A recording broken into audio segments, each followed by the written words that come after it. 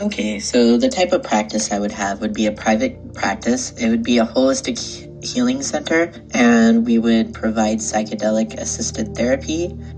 Starting a psychedelic assisted therapy business involves a mix of legal, clinical, logistical, and ethical considerations, especially because this work sits at the intersection of medicine, psychology, spirituality, and cutting-edge research. Some legal and regulatory compliance issues would be licensing, scope of practice, state laws, insurance and informed consent and documentation. Basically, anyone who works at the facility would be licensed, especially if they are administering psychedelic therapy. They could be an LMFT, LCSW, etc. And they need to be licensed in the state of California.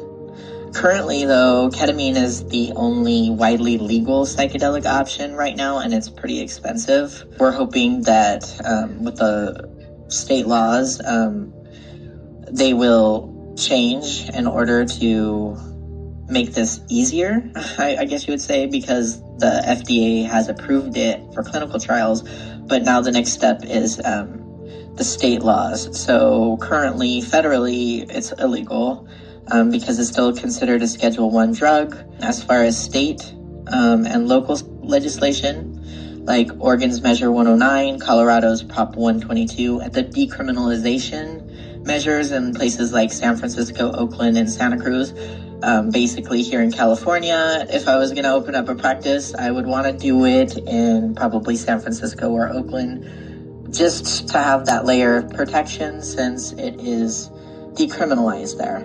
Insurance-wise, I would need to get some malpractice insurance that covers psychedelic-assisted therapy, and I found that there are places that cover psychedelic-assisted therapy like CPH and Associates or HPSO, because not all insurances will cover that. So that brings us to informed consent. Okay, so I went ahead and created a draft for an informed consent. This would be the first page. And so under section 1, it is the nature and purpose of treatment. I will read it to you. So you are invited to participate in psychedelic assisted therapy, which may include preparation, dosing, integration, and adjunctive psychotherapy. Depending on your treatment plan, this may involve legally sanctioned use of ketamine or participation in FDA-approved clinical protocols for substances such as MDMA or psilocybin. Our approach is holistic, combining evidence-based practices with somatic, spiritual, and culturally rooted interventions.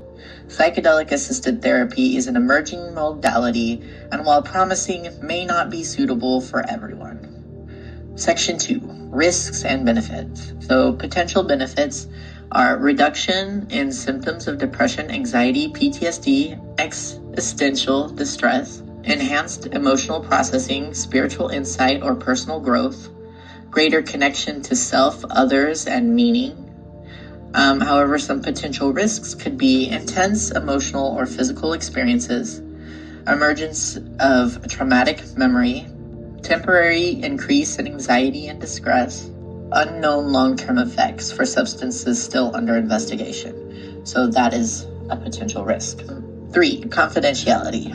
All sessions are confidential in accordance with HIPAA and APA ethical standards. However, confidentiality may be broken in cases of risk to harm to self or others, suspected abuse of a child, elder, or dependent adult, and then legal subpoena or court order. We follow the APA ethical principles of psychologists and Code of Conduct 2017 and California state law. Section 4 is voluntary participation and the right to withdraw. Your participation is voluntary. You may withdraw at any time without penalty. Informed consent is ongoing and will be revisited throughout your care. Section 5, alternatives to psychedelic therapy. They can include talk therapy, EDMR, somatic therapy, psychiatric care, and other holistic modalities offered by our team. Your treatment plan will be co-created to align with your goals. 6, integration and aftercare. Integration is essential. We offer support before and after sessions to help you process and ground your experiences. With your consent, we may also collaborate with healthcare providers or spiritual leaders as part of your wellness plan. By signing below, you confirm that you have read and understand this consent form, and you agree to participate in psychedelic-assisted therapy as discussed. Okay, so moving on to clinical protocols and safety. So we'll offer medical screenings, preparation sessions, dosing sessions, integration therapy, and emergency protocols. So clients should undergo thorough mental and physical health evaluations, often in partnership with prescribing medical professionals. We educate clients about the medicine's potential outcomes and safety considerations. We create a safe, supportive, and ethically guided container for the psychedelic experience.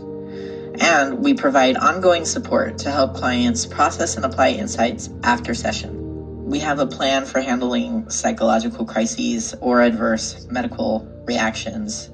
In addition to all that, we're going to provide training and ethics to all the people who work on our team. So training, everyone would have to complete this certification program in psychedelic assisted therapy. That's currently how it's working out in Oregon, and I imagine it's going to be similar here. It's similar in Colorado, and then a couple other states just passed measures to allow these types of things too. Supervision, we'll engage in ongoing consultation of peer supervision with other psychedelic-informed practitioners. If we find something is not the best way, we can network with others at like events, like conferences. I just went to a psychedelic conference in Oakland a couple weekends ago. We follow the ethical standards, APA, and board ethics, professional board ethics, with extra care around boundaries, spiritual context, and altered states. We honor indigenous wisdom and avoid cultural appropriation, and we employ decolonial and anti-oppressive frameworks. Okay, so the business operations and structure, I need to look further into whether I want to have an LLC or an S-Corp nonprofit, etc. Location, like I said before, would probably be in San Francisco or Oakland because of the decriminalization there. Billing, so most psychedelic services are out of pocket, but I may be able to bill insurance for like PrEP integration, that type of thing, and that's something I'm still considering too. Scheduling and record keeping, of course, I would need to be HIPAA compliant, and then I could use something like Simple Practice or Therapy Notes, etc. There are some HIPAA compliant software organizations out there. And then marketing, I would just clearly explain what we do without making medical claims. And then I would want to build trust through transparency and being honest, building community engagement, and then providing psychoeducation. We would also want to collaborate and expand. So we would have an interdisciplinary team. We would collaborate with MDs, nurses, body workers, spiritual counselors, holistic healers, and harm reduction specialists. We would have community connections joining those networks that I talked about earlier, like North Star Psychedelic Society, Integrative Psychiatry Coalition. And then we would definitely want to stay up to date with the clinical trials and the current research. If we're not conducting it, I would love to direct a facility like that. Just because I'm so interested in both the research side and then also the side of conducting and healing. So I think that having a facility and doing research and all that would just be like the best for me. So explore partnering with or referring to approved studies if full legality isn't yet available. Okay, I wanted to close this with a vision statement. So this is how I think we build the culture. We set the stage for the culture. So having a vision statement that would be, front and foremost in my advertising, if I have a website, would be great. And I think this is a really good vision statement. Ignore the name. It might be that. It might be something different, okay? At Phoenix Obsidian Holistic and Psychedelic Wellness Center, that's a mouthful, we are reimagining healing for a new era. One where psychedelic-assisted therapy and holistic healing unite science, soul, and community. We envision a future where every individual, regardless of background, identity, or lived experience, has access to compassionate, culturally responsive, and trauma-informed care. Guided by the highest ethical standards of the American Psychological Association, we are committed to honoring the inherent dignity, wisdom, and autonomy of each person who enters our space. Our approach is rooted in equity, decolonization, and radical inclusion. We recognize the histories of harm surrounding mental health and psychedelic work, and we intentionally create spaces that center historically marginalized voices, foster belonging, and cultivate safety for deep, authentic healing.